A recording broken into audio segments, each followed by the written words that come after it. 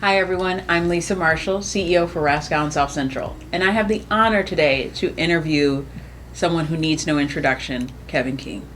Thank you for being here. Thank you. My pleasure. Well, as you know, RASCW is celebrating 110 years. So I thought it was fitting to look back at your work with RASCW and South Central. And you're hoping I can remember. Of course you will. Okay. No worries. Fair enough. Okay, so we're going to get straight to it. Yep. I got 11 questions for you. Let's start at the top. Looking back on your tenure as CEO, what experiences or accomplishments are you most proud of, Kevin? First thing that comes to mind is when I started, we were an association with a territory of one county, Dane County. By the time I retired, we had grown to cover 11 counties. I know you're even larger yet, Yes. which is fantastic. But it was a growth that made a lot of sense. It was market driven. We consolidated with 3 other adjoining local associations, and I think looking back at it, it was a benefit to each and every member that took place, and I think that was great. Another thing that we did, and I know you continue today, is I didn't create it, or it wasn't created during my tenure. It was already there, but we had the minority scholarship, and we grew that. It was always interesting. Almost every time we would be interviewing a candidate, the candidate would ask the chair or somebody on the committee, "Well, why do you do this?" And the committee chairs and the members would always look at me and they go, "Yeah, Kevin, why do we do this?" And I always told them my goal was, if I had 2 pictures on the wall of 100 people, one being 100 random citizens of our territory, the other being 100 random members of our association, you wouldn't be able to tell them apart. And so we've not accomplished that yet, but I think we have made some strides. And the other thing I was particularly proud of, and again, I had nothing to do with it, it was the commitment of the applicants, is they had a higher retention rate of staying in the business, being successful in the business, than just the normal candidate, normal member that joined. And I thought that was awfully cool. And then the last thing was just the staff, the members, the volunteers that I got to work with during that time. Incredible, and many have become friends and still remain friends. Awesome. You've made an amazing impact on RASCW and South Central. So let's dig a little bit deeper. What were some of your biggest challenges you faced during your leadership? And how did you approach that as a CEO? Well, the first one that comes to mind, because it was there the first day I showed up, was we were early on into the new national policy of board of choice. And we had lost, I shouldn't say lost, but approximately 20 to 25% of the membership. At that time, it was the Greater Madison Board of Realtors. And about 20 to 25% of the membership had elected to go elsewhere.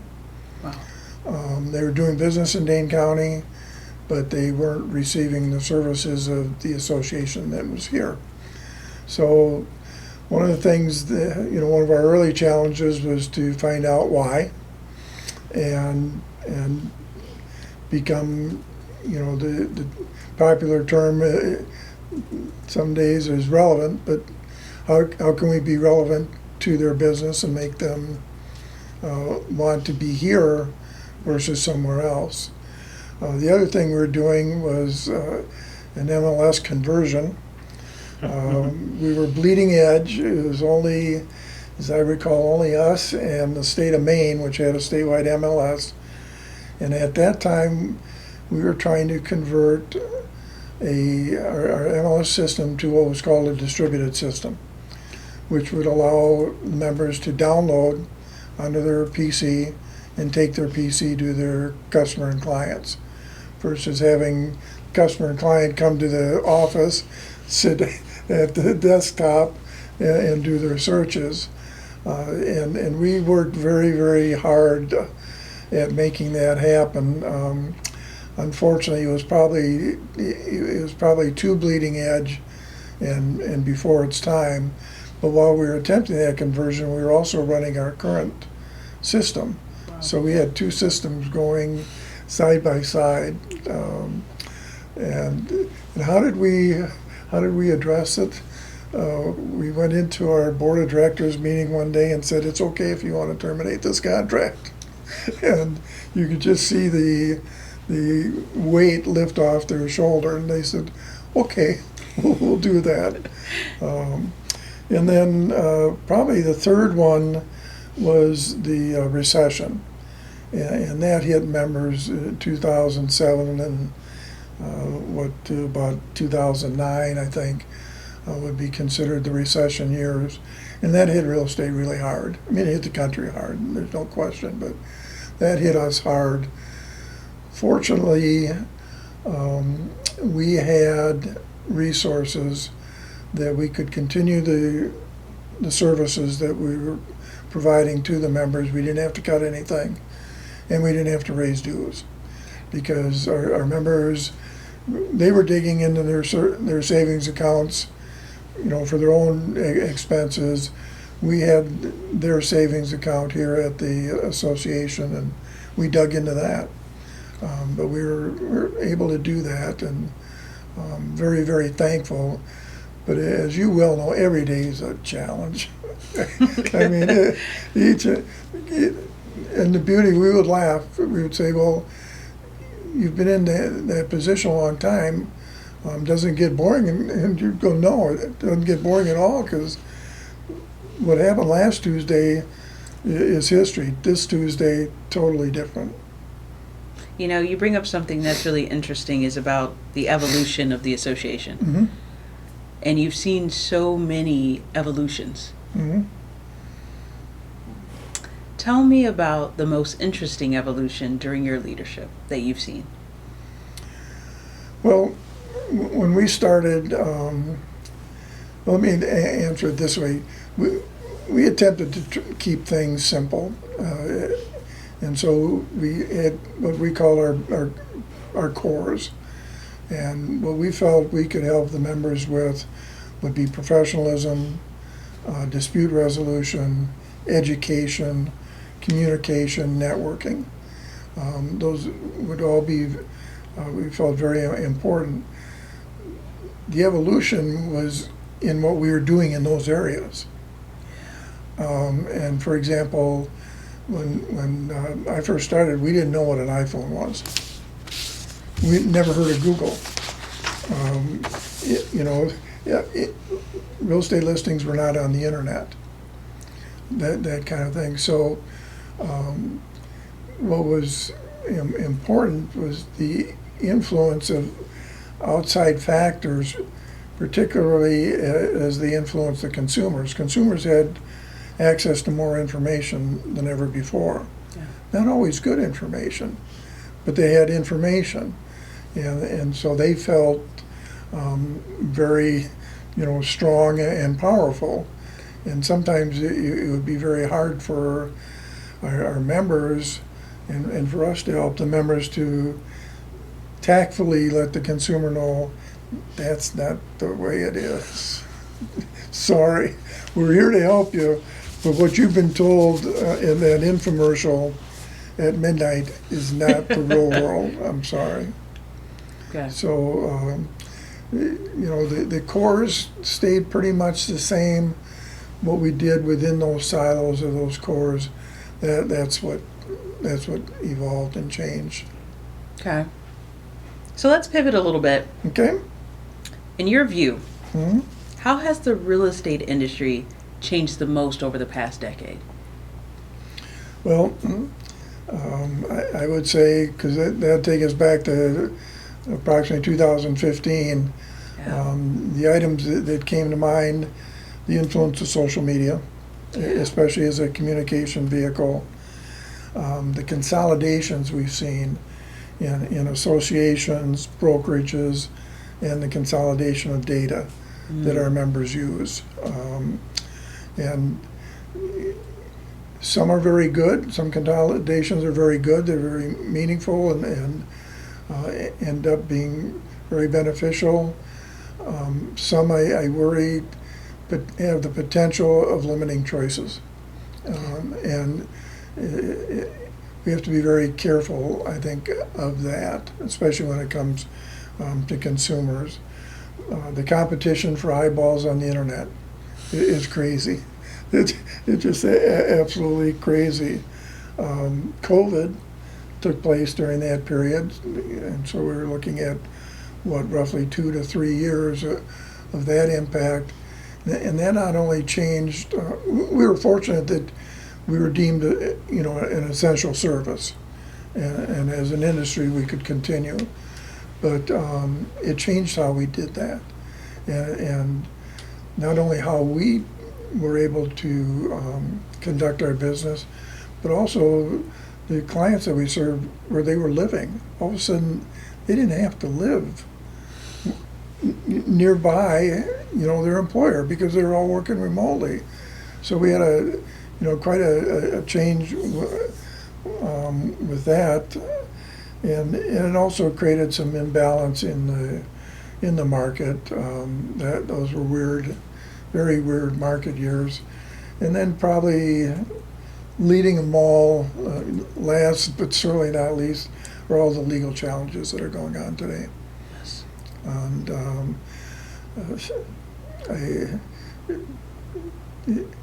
I could never anticipate the depth and breadth of these challenges and what's going on. Are you happy to be retired? Definitely. Okay. The way you said that with so much relief, I was like, yes, you picked a good time. You picked a good time. Apparently I did. Out of all of that, Mm-hmm. which one surprised you the most? Well, as I indicated, the depth and breadth of the legal challenges, that surprised me. The other thing that has always continued to surprise me is we have a lot of people on the outside that look at our industry. And in particular, they look at the volume of commissions. And en masse, it's a lot of money. But I could do that with a lot of places. Yes. Legal, you name it. But they've continually attempted to commoditize, what I call commoditize, our business, and it's not. It's not like renting a car. It's not like buying an airline ticket. It's built on relationships. It's a relationship business. Not only us to association to our members, but members to their clients, and that you can't commoditize, but we continually have to address those that wish to do it, and by doing so, they minimize, in my mind, very strongly the value that our members do provide in that transaction. That's a good segue, because I hear from a lot of members about the Realtor brand Mm-hmm. and the code of ethics. Mm-hmm. Do you believe it still matters today? Yes, I do. It's unique to us. Nobody else has it. Yes. And so what that does, and it's a big responsibility for us though too, at the same time, but it gives us the ability to be different, to be better, to be more professional, to be influential. I think it very much does, but it's up to us to take advantage of that. Okay. But yeah, nobody else can have it. It's ours. I like that. It's Yeah, ours. It is. And we have a big responsibility to not only respect it, Yep, but to ensure that it continues. correct, absolutely. Okay. And nobody else can take that away from us. Except us. Except us. Okay. So this comes up all the time when I speak with community leaders. We have so many agents that are actively helping individuals buy and sell. But what responsibility do realtors have in their community? I always enjoy this question because it reminds me, I was in a meeting one time with a number of special interest groups, and leaders from our elected officials. And they didn't like us. And they felt that we were paving everything over and destroying everything.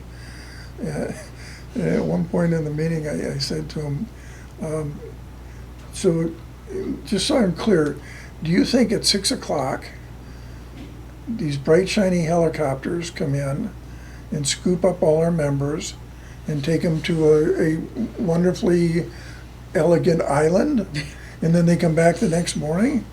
He said, where do you think real estate agents and brokers live?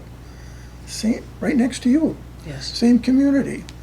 And everything that you want in the community, a safe neighborhood, great schools, great parks, all of those things, they're very important to them because they have families, they live there. And if you want to take it to the hard, the better the neighborhood, the easier it is to sell.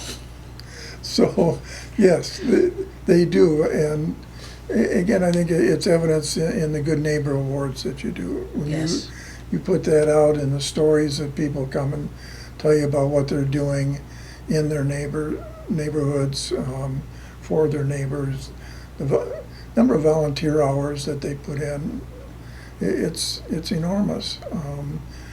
So yes, I think we, like any person living in a neighborhood, we've got a responsibility for it. I think we do a pretty darn good job. I agree with you. Okay, so I have some questions from some fan favorites, some association leaders. Okay. What lessons from your career do you believe today's association leaders should carry forward? I think the one that always comes up first for me is understand the mission. Because if we're not on the same page with that, I think that becomes very difficult if we don't know where we're going. Yes. And I think as part of that, it's understanding that collectively we can do so much better than if left to our own individual resources. And so I think that's a huge benefit of the association, is the ability, and again, it's very unique. I'm not real aware of any other place that it takes place the way we do it, but it's competitors coming together to collectively be able to act collectively so that individually they can better suit their client and the consumer. Now, that comes with its own dangers of antitrust law. Yes. But it's not impossible, and for 110 years we've shown that it can be done. So I guess that would be my first. The other thing, too, today that I think is very important, especially at the local association, the regional association level, is more and more key decisions are being pushed down to them. And so, from up above, those decisions that used to be made there, they're being granted to you. Yes. And with that comes an enormous opportunity, as I said before, but there's some real scary responsibility. Oh, I feel it. I'm sure you do. Every day. Yeah. The decisions that we didn't have to make we now have to make, and the liability and the risk that we carry now is so much higher. And it's also hard to translate that to our members who are so used to how it was. It is, and yet we're coming, I think, to an appropriate reality that one size does not fit all in the country. Yeah. And so, while I'm,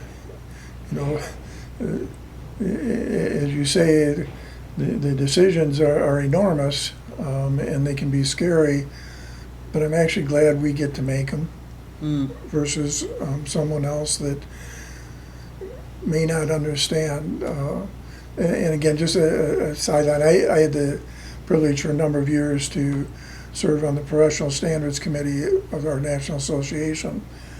And I always felt our code was too complicated. Yes. And yet I was always a very good friend at the association, and he would always take me aside when my frustration would boil, and he'd say, "Kevin, not all states do it like Wisconsin." And they don't. Yep. They don't. Just one quick issue.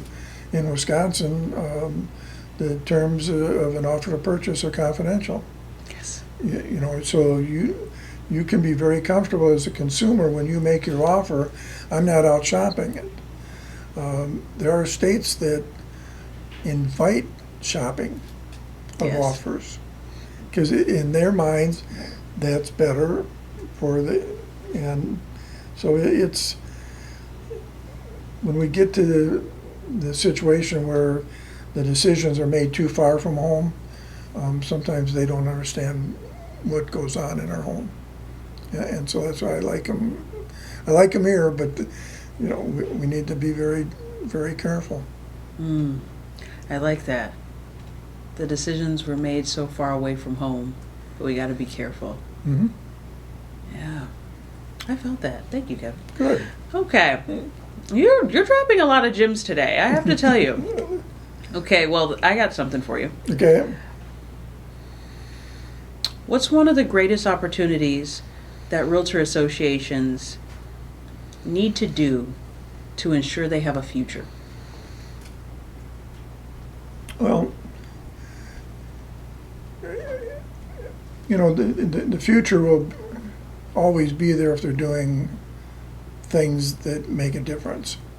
And two things that come to mind with that is making sure that we have the highest levels of professionalism and competency. And whatever it takes educationally, in dispute resolutions, and conduct enforcement, whatever we have to do legislatively, I think that if we can do that, not only on behalf of our members, but more importantly on behalf of the consumers, that'll be huge. The other thing is in the area of advocacy, because there's no association of home sellers or home buyers, or so when we're talking about affordability, availability, all of those kinds of things, there's no better than us as an association to be able to do that. And again, those issues, I know Washington right now is talking a lot about what they're going to do, and good. Yes. I'm glad that the conversations are there, but the real change is going to be here.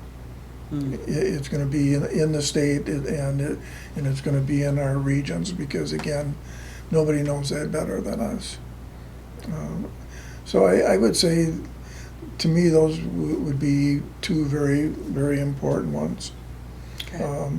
And then taking a lesson from some of what's going on today, the last one would be consumers, the public, apparently feel that there's a lack of transparency in our transactions.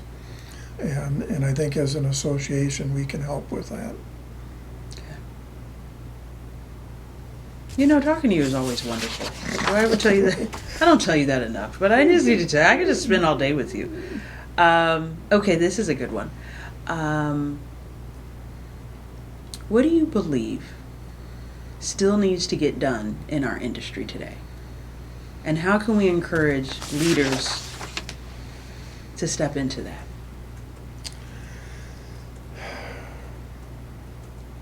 When you take that deep sigh, that really tells me we're getting somewhere. Like when you take that sigh, I'm like, okay, this is a good one. Well, the hard part is for me, is not everybody agrees Yeah. on where we're going, and I think I think it'll go back in many ways. It'll go back to when I learned about real estate from my father, who was a broker, and from others that were mentors and I respected very much.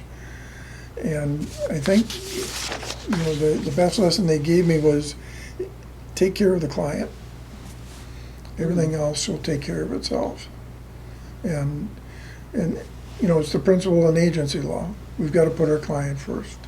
But sometimes I worry that we might lose sight of that a little bit, especially when we get into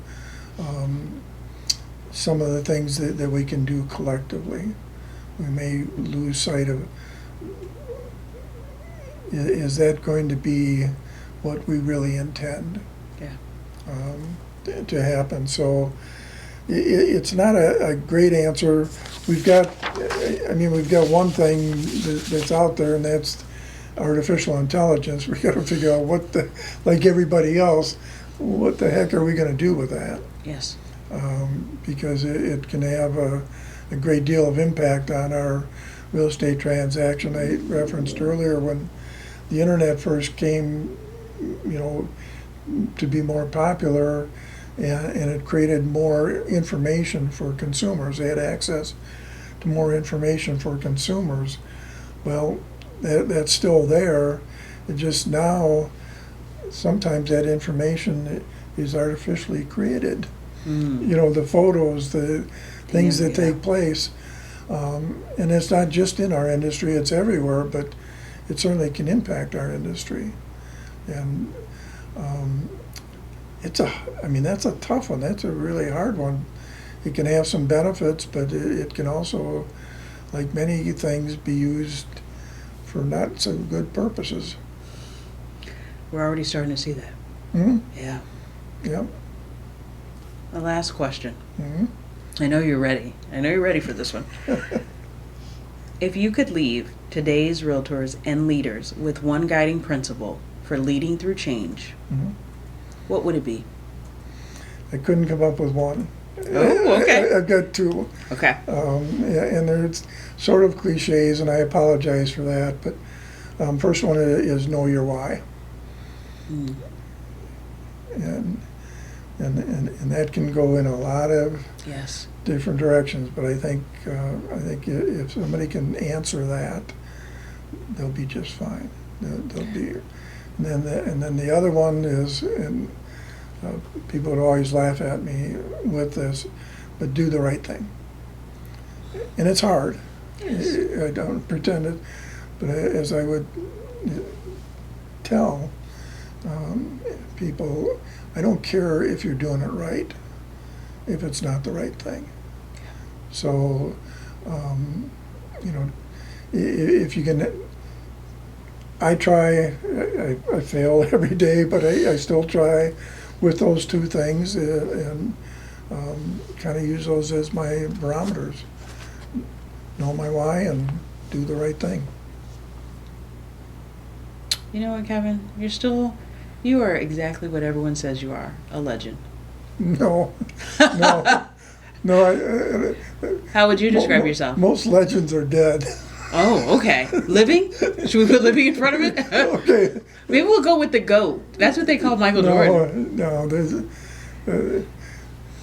I get a kick out of why people feel there needs to be a GOAT.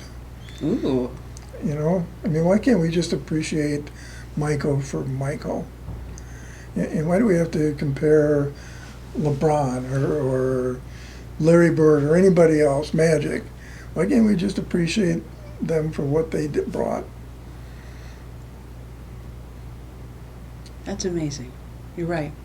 And we should. I hope so. I mean, my favorite baseball player of all times was Ernie Banks. To me, if there had to be a GOAT, he would be the GOAT. Only because he was my favorite. But, you know, I just appreciate Ernie for wanting to play 2 every day. You got any final parting words for us? Because that was awesome. No, I'll stop there. That's all I got. Thank you for this. No, thank you for allowing me to do so and the privilege of doing so. Thank you. All right, guys. I wasn't very happy with your questions, though. We're going to keep that in there, that he wasn't happy with my questions. So thank you all for tuning in. Stay with us as we continue to have interviews throughout the year celebrating 110 years of RASCW history. Thank you.